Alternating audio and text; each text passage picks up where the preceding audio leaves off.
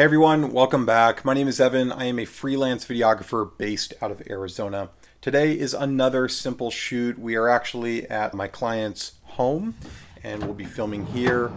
And this is just another solo shoot. So for today, we've got two cameras, one light, and one lavalier microphone. That's it. Super simple setup. And I think I just had to bring a rolling stand, light stand, and a tripod, and that's it.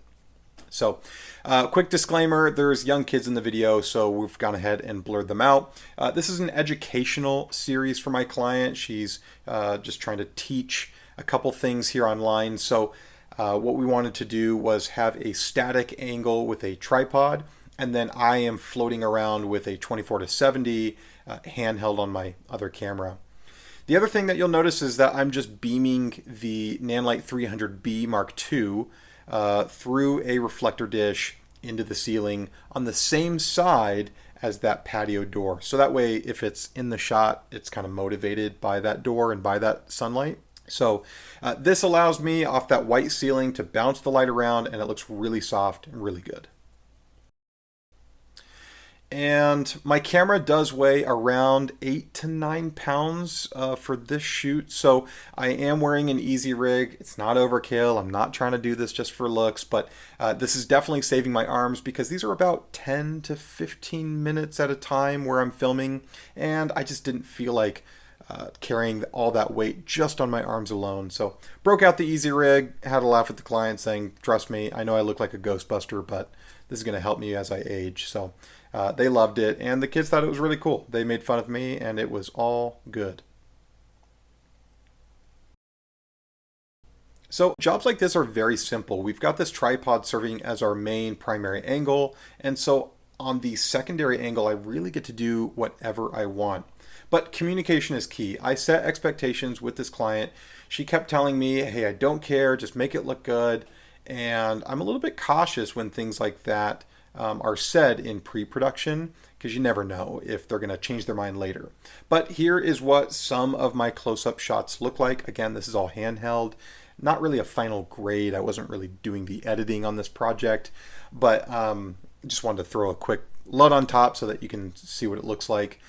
And I ended up showing her my handheld footage from this first scene. I scrubbed through the camera on my monitor, and she's like, see, I told you, you do awesome, and I don't have to give you any direction. So that was awesome to hear.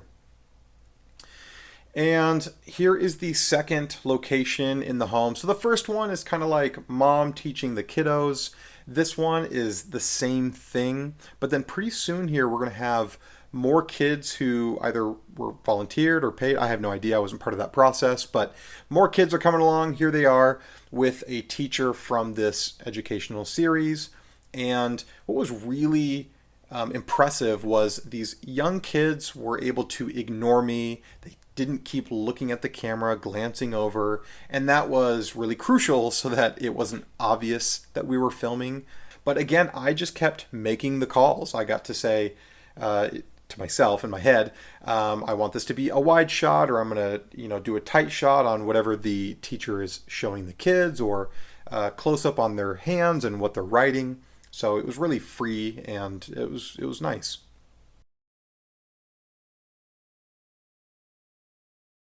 And so we're just showing this little classroom setting. So I think the purpose of this video is that you can do a lot with small spaces and not much equipment. Yes, my cameras might look a little overkill, but really it's just a camera, a lens, and a microphone. So one final note, the audio I was using here was from the new Deity PR-2. I'm not going to talk much about it on this video, but I will say this is my very first paid gig where I got to use the PR-2 outside of testing, and it worked great. It synced with the TC1.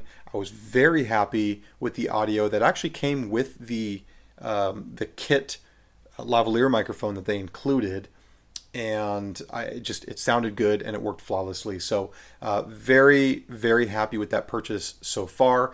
And maybe on a different shoot where I have a little bit more involved, I can go over the pros or just my experience so far.